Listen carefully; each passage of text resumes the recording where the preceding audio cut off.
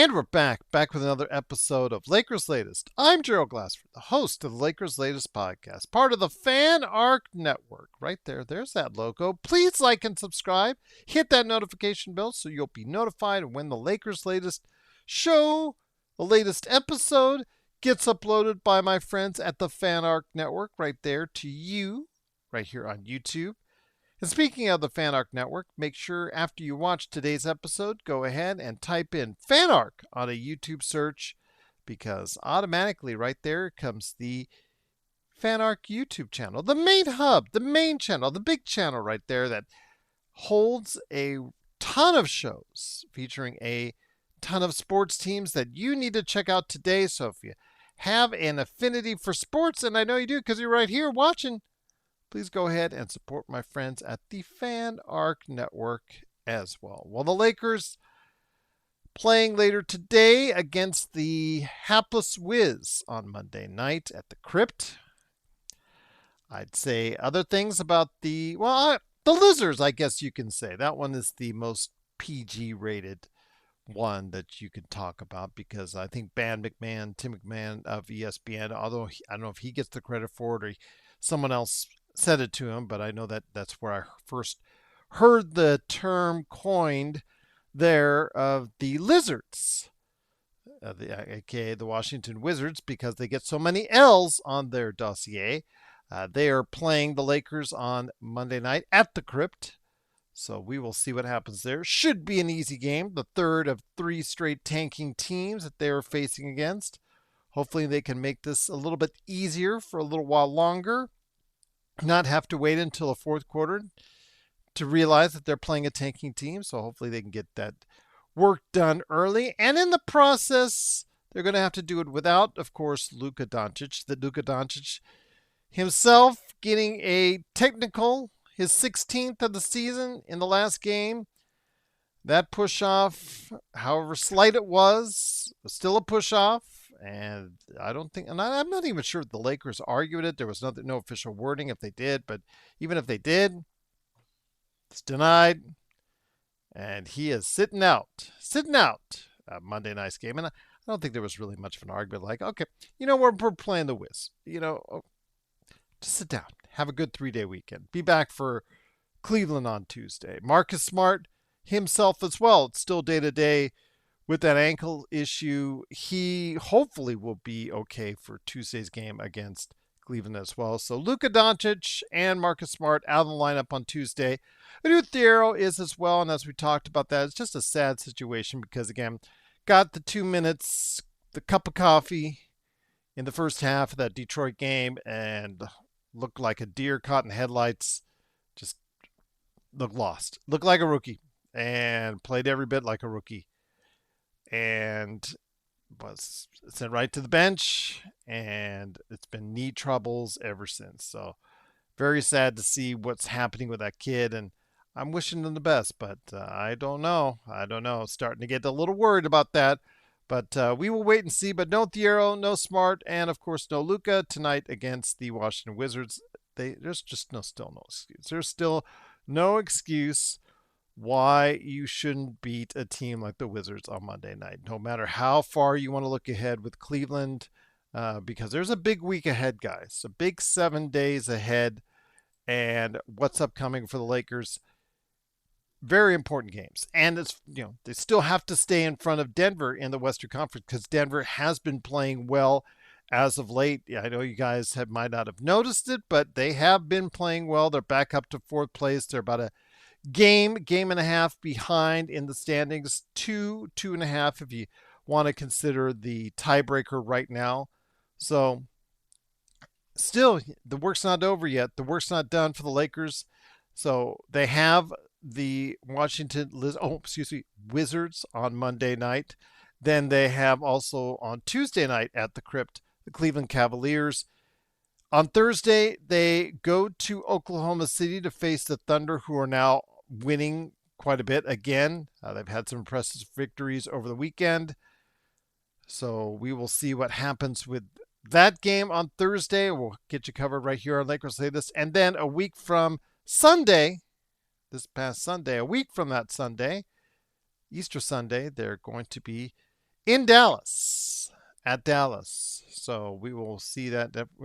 Of course, Luka's going to be there playing in front of the former hometown of Dallas. So we'll go ahead and see how that matches up. But yes, a very important week ahead for the team.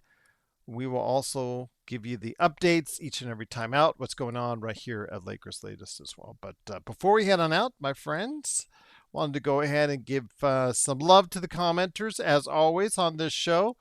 Had an interesting one I wanted to go ahead and run by you because I did talk about quite a bit Austin Reeves and the question on whether or not this should be a max or not to max contract or what type of salary. I know with my man Pinty out there in Germany, from his initial response to me on how much the team should pay or how much he would pay Austin, it has gone up.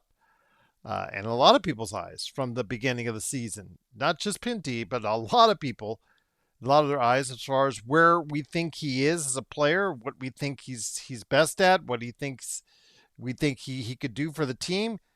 A lot of us have changed our opinions on him and have improved it dramatically.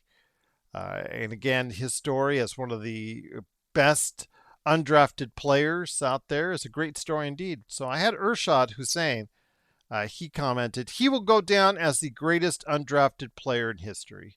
If that is not worth paying the max for, then don't bother speaking on the matter. Well, I'll speak as much as I want to on the matter. Thank you very much. But a lot of you kept wanting him traded and now trying to play with that man's pockets. Well, again, as I've said before, and I'll say again, I'm not putting a dollar amount on what I would pay him right now until I see what I want to see in the playoffs. But as far as much me speaking on it, I can speak as much as I want to on it, and I will go ahead and do so. And with the 50 plus years of experience watching the NBA, I think I can go ahead and say what I feel like saying and have a lot of credibility behind it. So, again, I appreciate your thoughts, appreciate your candor on that. I know you're sounds like you're a huge Austin Reeves supporter, and that's great.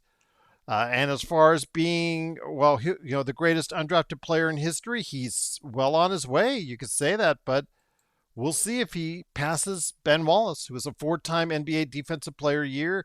He won a championship, and he's a Hall of Famer. So if he achieves that level, then there you go. I don't know. Udonis Haslam, okay, he was a really serviceable player the first years of his career. Then he became, effectively what he was with Miami for the last, I don't know, several years of his team. After they won their games and championships with Miami as the big contributor to those teams, along with, of course, Wade and Bosch and James and whatnot. So yeah, absolutely. But again, I could see him playing at that level and surpassing Udonis Haslam. Fred VanVleet had the knee injury, but he's also won a title, and he's also been an All-Star as well. So he's also been the highest paid undrafted player in NBA history. So I think that's also a thing where Fred VanVleet can be passed by Austin Reeves there. Then you got guys like Bruce Bowen, Alex Caruso, John Starks, Wesley Matthews, some other guys as far as rotation players that have made an imprint in the league. And I think Austin Reeves can play at that level, but let's get there first. Don't put the cart in front of the horse on that, as they always say. So again, appreciate the comment on it, but as far as I bothering to speak on the matter, I will always speak on the matter as far as it's concerned. But need I say more on that one? But greatly appreciate you, Urshad, speaking your mind on it with the fanship that you have for Austin Reeves. And then I want to go ahead to Craig. Craig said, good thing the Lakers finally showed up in the fourth quarter of the game on Friday. That's an easy victory. Luka has to think what's best for the team. Don't let teams know if the team's rough you up a little bit. Take it. For tanking, he's got, okay, I'll tell you his comments on the tanking here in a second. But as far as Luka, it's just with, as I said to Craig in the comments, Luka has to change how he approaches the game because of his rhetoric towards fans, bench, the opposing team's bench, refs, other players. He has to approach it in a different fashion because he's now several years into the league, and this is who he is. And I've said that before. This is who he is, and I really I want him to change, but once you're 27, 28, it's hard for people to change as when they're as adults. But he's got to curb it a little bit, at least a little bit, because it is bad and detrimental to the team and bad and detrimental to himself. And obviously it's not going to be acceptable if he has an untimely tee in a heavy playoff series coming up. So again, I'm hoping he'll go ahead and modify his behavior going forward, but we will have to wait and see. I'm not convinced until I see it out there in person. So I will have to wait on that one. But he said for tanking, I like lottery number one choice. I would give 90% of the balls to the first two teams, 3 to 15 regular lottery. You're stacking the odds up high for the worst teams, but I think that also would incentivize tanking even more, though, on that. But I like the second part even more on what you said. If you win the lottery, you can't win 2 years in a row.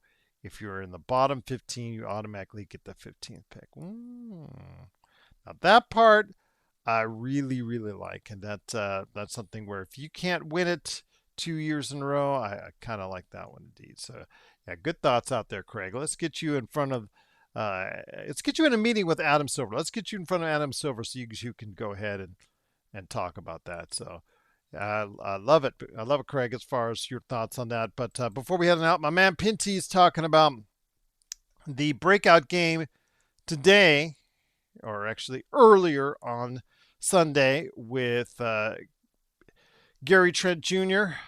Did I see the game as far as Gary Trent Jr., 9 3-pointers and 38 points? I did see it, or at least parts of it. Again, comes to Gary Trent Jr., established veteran in the league.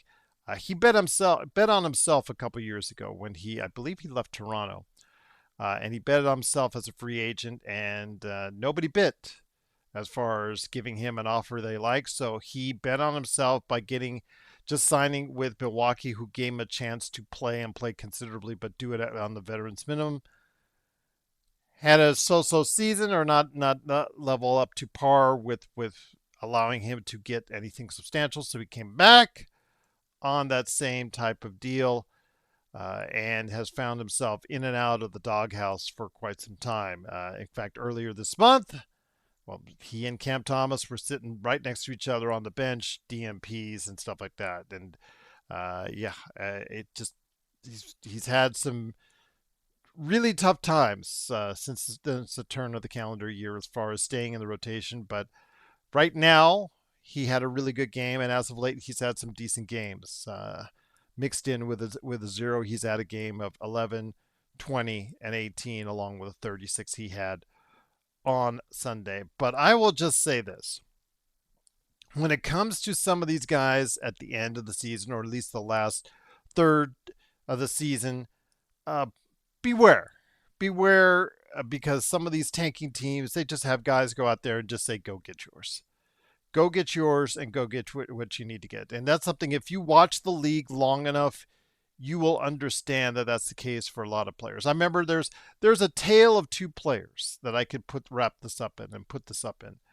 One is Malachi Flynn, and the other one is Quentin Grimes. A good story and a bad story. So again, you have to watch and perceive how has he been to the rotation, to these players to the rotation. And when it comes to Gary Trent Jr., he has not been a regular part of the rotation for a good part of the season. So you have to understand that. If you do go after him, just let him know that you can be a part of the Lakers rotation, but he's doing it at a very minimal price, if not the minimum. So again, that's probably the most smart and intuitive way of doing it. So if you really want him on your team, understand that he is just right there as a player as far as being able to stay in the league and being able to make a contribution.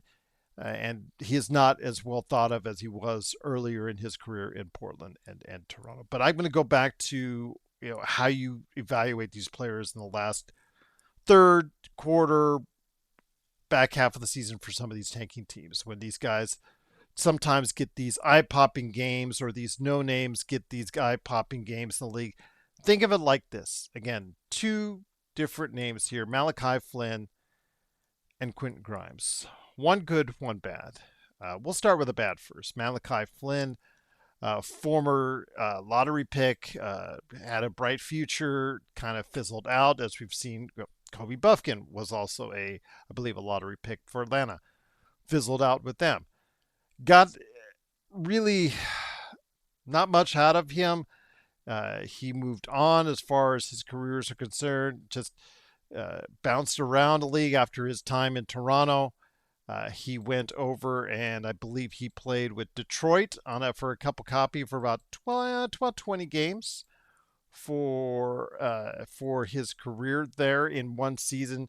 So with Malachi Flynn, he goes and has one game with the Detroit Pistons where he really did well. Really, really did well. In fact, he blew up and it made the news rounds. And again, this was the last quarter of the season. But he, like I said, Toronto had enough of them. The New York Knicks had enough of him. Detroit, he played the last 24 games with them in the 23-24 season, but had one outstanding game where it was just his night. Everybody was feeding him the ball. Detroit was not a team that was heading in the right direction at that time. Little did they know that just a little bit later, and it would be where they're at today. But Malachi Flynn on a just one night exploded for 50 points. And to give you the story on that, people's heads were turning. Malachi Flynn, oh, wow, Malachi Flynn actually is a player overall. Maybe we should start looking. Well, before people said to start really looking into this, they looked at the whole picture. They looked at the bigger picture on Malachi Flynn and saw that it's just not there, and it wasn't there at that point in time. So the next year, he got a look from Charlotte.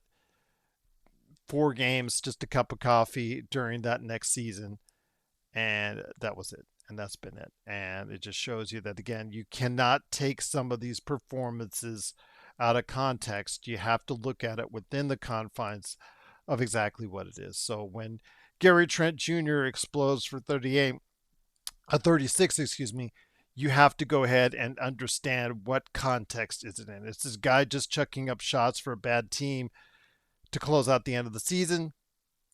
That could be the case. That could be the case. So again, as a guy that you'd want on the Lakers, again, throw him in the minimum, fine, to see what you got. But don't do anything more than that for a guy who couldn't stay in the rotation for a bad team in Milwaukee. But I'm going to give you the good, because sometimes these back halves of the season, these back quarter of the season for these bad teams sometimes play itself out well. And I'm going to say with Quentin Grimes, who was traded from the Dallas Mavericks, one of the last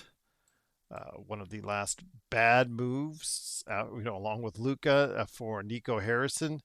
Again, when it came down to it, he didn't get the kind of opportunities that I think he would have liked in Dallas. Got traded to Philadelphia. And again, in a season where it really went awry in Philadelphia, he got an opportunity to play and play consistently and played really well. In fact, he averaged in 28 games 22 points. We just talked about Malachi Flynn and his opportunity. And we talked about a season later, Quentin Grimes having his opportunity. But he had a bigger sample size. He was able to go ahead and come to terms on agreement with Philadelphia. And it's turned out he's been a solid rotation player, averaging right around 14 points a game for them this season, and has been okay for them. Not as lights out as he was last season, but he's been okay for them as far as providing some points off the bench for them, indeed. So again, understand the context when you're watching these guys at the end of the season. Who are they doing it for? What has their entire seasons been like? I've talked about Maxime Renaud for the Sacramento Kings. He's gotten a huge opportunity for an extended period of time. And does this mean he's going to be a breakout star? No. And I've never said that. I just said I'm impressed with his work so far. He could be a rotation center down the road. He could be a rotation center as soon as next season for Sacramento. Again, he's had some very impressive games, but I don't I don't see when he gets these huge monster number games saying that he's going to be the next something or something. I have to see another larger body of work when I go ahead and I see that. So again, take it in context, guys, when you go ahead and evaluate on it. But if you want to run them by me, I'll be glad to always answer right there as far as in the comments below. So again, comment below what the Lakers will do tonight against the Washington Wizards. Sorry, Luka. What's going to happen with him as far as being ready for Cleveland? Your thoughts, like Craig already shared his. Big week ahead for the Lakers. How do you think they'll do? 2 games against non-tanking teams and 2 games against tanking teams. The non-tanking teams are Cleveland and Oklahoma City. The tanking teams are Washington and Dallas. So let me know how you feel on that as well. But did want to go ahead and make mention of that as well in the comments. So thanks, my friends. Truly appreciate you going ahead and sharing your thoughts with me. I truly appreciate it and allowing me to share your thoughts out there with you. So again, if you have comments, just let me know right here at Lakers Latest as well. So again, for Lakers Latest and the Fan Arc Network, this is Gerald Glassford. Thanks so much again for watching this thing. The Lakers are on later tonight. I'll have a recap of the game and also your thoughts as well. And anything else pertinent to the Lakers, I go ahead and I will try to stop on by with that right here for you at Lakers Latest. Thanks so much for watching, everyone, and have yourself a great day.